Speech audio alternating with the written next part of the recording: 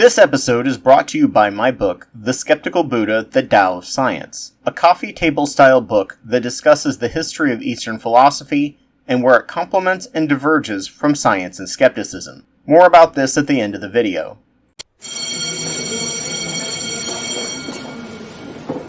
Welcome to After School Democracy, the podcast that attempts to fill in the gaps you almost certainly missed in school about politics, economics, and history. Liberty, equality, and fraternity. This was the cry and the motto of the French Revolution. This was what made someone on the left for most of existence. The opposite of this was orthodoxy, autocracy, and nationalism. That's what made you on the right. The right past, the right thinking, the right religion, right customs, right traditions, and right hierarchy. As kings started getting replaced by republics after the bourgeois revolutions, the parties picked and chose which of each side to keep or champion while jettisoning some very key parts. The right took the word and idea of liberty and championed it to mean less government involvement, so liberal capitalism could be as unimpeded as possible. The left knew that without protections, and so long as poverty existed, one could never truly be free, and so championed equality, most often meaning that everyone should have the same opportunities, so that the best rose to the surface without nepotism getting in the way.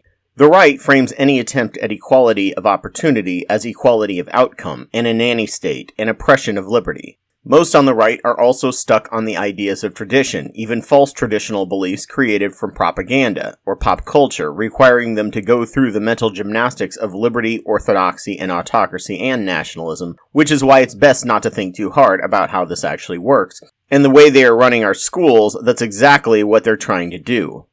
The liberal left, depending on the flavor, attempts to champion liberty and equality, and mostly in opposition to at least overt orthodoxy, autocracy, and nationalism, even if the systemic injustices help these get maintained in practice. The authoritarian left, such as Marxist-Leninism, and especially Marxist-Stalinism, championed equality, orthodoxy, and autocracy and nationalism as orthodoxy of a cult of personality and ideology, but also don't think too hard about this one. But according to the very first leftists, you couldn't have liberty without equality, and you couldn't have equality without liberty. There were two sides of the same coin, and not even remotely at odds. What you won't find is many people championing the third pillar that makes liberty and equality actually compatible. That is fraternity. Sustainable community, social bonds, local to global organizing.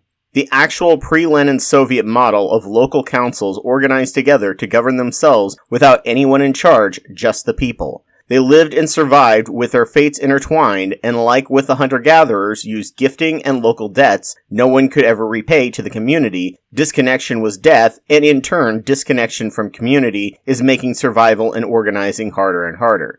There are two groups that actually champion fraternity. Anarchist, whether they understand how to actually make it work or not, and Social Democratic Denmark, where there is nothing to champion, it's just the air they breathe. Denmark is probably the most successful nation and one of the happiest because a sustainable community is mostly just a given. People still know how to do so. People organize from bottom up and will hold their government to account.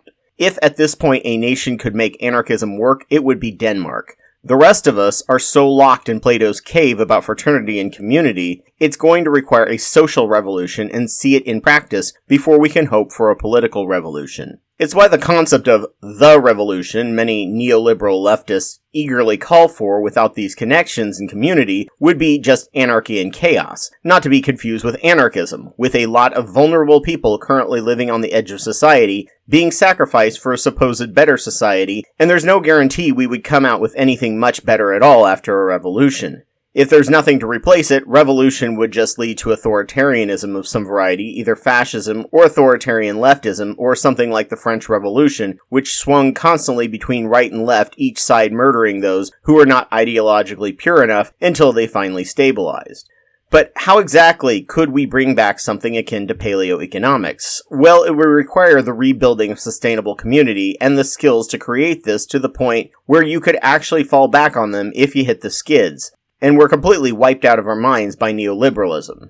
Of all the pre-industrial subsistence living styles, hunter-gatherer, fishing, horticulturalist, hybrid cultures, agrarian, and herders, the herding culture created some of the most violent people on the planet by its very evolution. If you had a storehouse of grains, it was a large amount of wealth, but it was ridiculously heavy and you could steal a little, but the person with a grain would only suffer a bit of a loss. Same with fishing, horticulturalism, and most certainly hunter-gatherers who basically hoarded nothing. The herders relied exclusively on very wealth-dense property that were mobile and easy to spook or steal. If a more powerful herder or tribe of them could get the drop on you, you could lose all your wealth overnight. This fact made violence a requirement because so much was at stake. You could go from rich to poverty overnight, and respect was based on your ability to protect your belongings over other more pro-social traits. Most conquerors started out as herding tribes, who learned how to gang up on sedentary tribes, holding their safety at ransom in exchange for tribute or even rule. They held a strong sense of might makes right in their system, something no other system generated as strongly.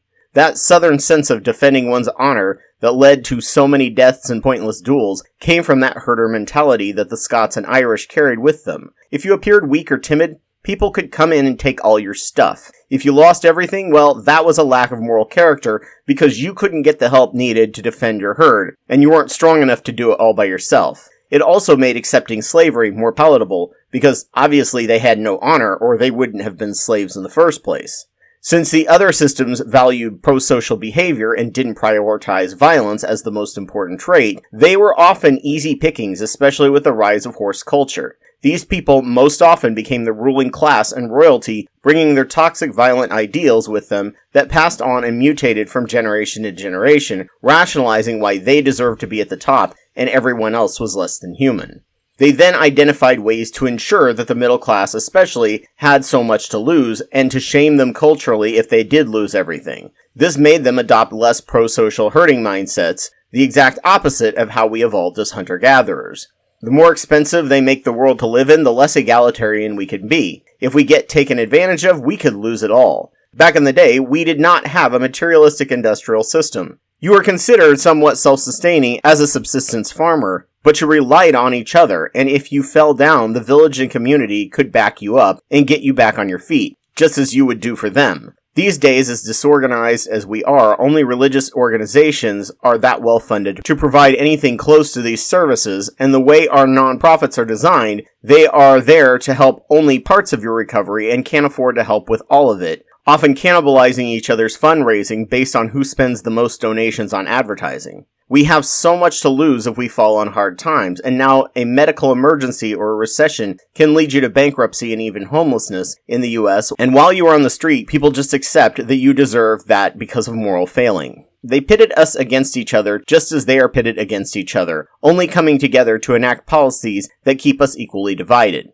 When we unionized, it forced them to put aside their petty differences and conspire against the rest of us to ensure we stay divided and fear losing everything. Self-sufficiency and actually living off the grid is impossible for most people in this interconnected society, and they use that to their advantage.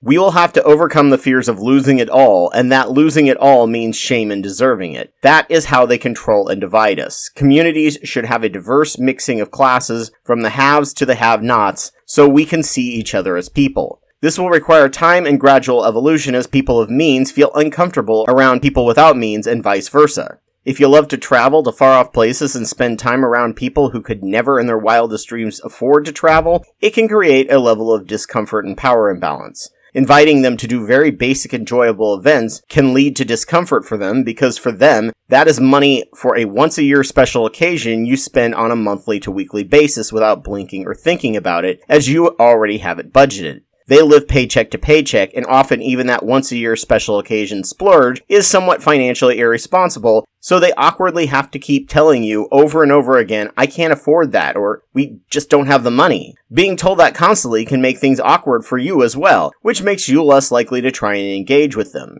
They enjoy lower-class, less expensive activities, which can be awkward or jarring for you, so you're less likely to try and meet them in the middle. You can offer to pay for them, but that just feels like a power imbalance and a sense of helplessness for them that can strain relations further. And this is just the middle-class to working-class divide. Money is the great divider, as the Haudenosaunee pointed out. It dehumanizes others, creates power imbalances that should never be. Money and spending habits and disagreements on those are the number one cause of divorces. sex only being the number 2 reason. Money turns all relationships into transactions or a power difference. As both sides are caused discomfort around each other, they interact with each other less and understand each other less, and are much less likely to live near each other, ensuring misunderstanding about the other persists. Overcoming this will take practice and steps to cause a cultural shift to the point that money is just a tool and not a form of power imbalance. It will require learning many lost skills we need to survive the climate crisis. First, it will require a base to be formed around common goals and interests, and making sure you can communicate properly, and there is equal power, equal effort, and equal planning by all in the community. In couples therapy, there are 3 pillars required to ensure connection doesn't drift, or to correct it if it does drift. The first is to set up methods to discuss family, or in this case, group business and logistics that keeps egos and emotions out of the way and ensures everyone feels heard and everyone has buy-in. Ensuring the problem is as correctly and narrowly defined as possible, trading brainstorming ideas that can be rational to the silly to keep one's ego from being married to the idea is a start. Only after that, voting on which ideas people can live with, and then after that, figuring out how to put these ideas into practice. If a new problem pops up in the process, they can start over with an even more defined problem, and that may actually solve the larger problem as well. This is consensus democracy and part of Six Sigma used in business strategies. If emotions do arise in the process, at least in a relationship, but probably also in a group, you should stop and take time out and have the person with their emotions describe what they are feeling, and have the recipient repeat back in their best words what the person is feeling so there is no ambiguity. Assuming you know what your partner or another member is feeling can lead to some terrible outcomes and cause the drift to occur. Face the emotions as they come, and there will be no ambiguity, leading to resentment, distrust, and feeling unheard. Members of a couple come from different backgrounds, and they have different experiences, different programmed assumptions, and different emotional triggers that can lead to assumptions, distrust, and resentment. Even more so in a group of people. Once you get in the habit of addressing this, then you have 2 of the 3 biggest pillars of sustainable relationship and probably communities. And the last pillar is positive social interaction to create positive memories and bonding.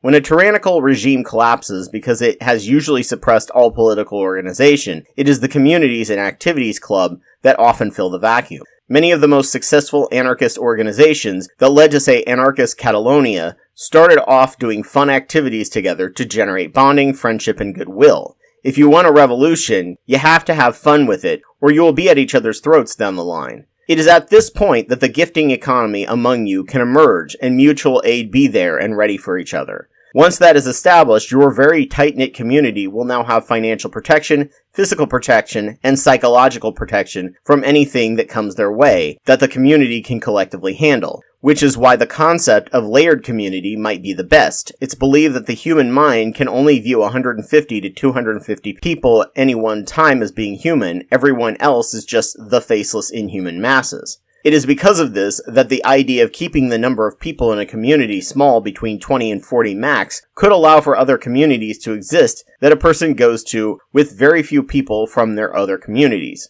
Including work, family, or church, one could join 2 to 3 other of these communities, and with that, if one group can't help with mutual aid, the other might. Or one person in your group may bring up the mutual aid issue you asked for in one of their groups and put you in touch. If a group gets too big, they should automatically split based on geography to reduce transit needs, but also taking other social bonds into account. If you don't like one of the people in your group because all people are different, once it splits, you can try and get into the other group away from that person. If it spreads even bigger, your little community could set up franchises everywhere, so if someone moves, they can immediately be plugged into a new community, just like the way churches try and work. All of this is discussed in my video series, What Would an Actual Social Media Website Look Like? Which is why I'm working on learning HTML, JavaScript, and PHP in hopes of building a community building platform based on the centralized social media site friendica, or perhaps Firefish depending on where they go. I've already added 3 new features and pushed for 2 major changes to friendica that will go live probably at the beginning of December. These 2 platforms are connected together into the wider Fediverse, of which Mastodon is the most well known. And it is because of this I have been making fewer videos. When I try and sit down, it rambles into 6 pages and I don't like where it goes and I don't have that drive to fix them or desire to record. Lately, my job has been very intense, so I haven't had the mental energy to do either, but we're making great progress in our fight against cancer. But I'm still on target to learn enough to build this platform to create a ready-made sustainable community platform, with everyone entering understanding what they're all agreeing to that is needed to have the community be sustainable for the long haul. So, you will see less of me, as you have already, but if having a community like this sounds like something essential to creating political and social organization, to create real change countering modern neoliberal society's mental and financial ills, throw some money toward either a super thanks or my Patreon. Thank you. This episode is brought to you by The Skeptical Buddha, The Tao of Science. My book, which is a thoughtful discourse on Eastern philosophy and how it helped birth ideas required for science and skepticism and the way it fell behind in the face of new evidence. This book discusses the long history of both philosophies as well as the tenets and variations within the varying sects, along with psychology and our own natural biases. It discusses how to counter our natural biases using science and the underlying concepts of meditation and mindfulness, a more complex understanding of how science operates than most of the public understands, and why it is the best tool we have to discover truth and reality, as well as philosophical ideas we might embrace as technology progresses. The material is packaged in a way that the average person can understand, with rich illustrations to draw the reader in and feel at peace. So as always, thank you all for watching this as a video or listening to this as a podcast, which I'm sure was completely uncontroversial to anyone, especially to the YouTube monetization team. So if you found this useful, please donate to my Patreon. Just a reminder that I'm Anubis2814 on YouTube, and I have almost 750 videos on my channel that I've made over the past 11 years on religion, science, psychology, and politics. Please go check them out, and if your site has the option, like, rate, review, and comment. A special thanks goes out to Kendall Copperberg, Mylon Mia, Gary K, Ogrel, Elias Garcia Guevara, and Joe Taylor for their $10 or more Wapawet level donations. I'm always humbled by the fact that they find my work worth funding and worth driving me forward. Thank you all. Please consider donating to my work if you can, and thank you all for listening.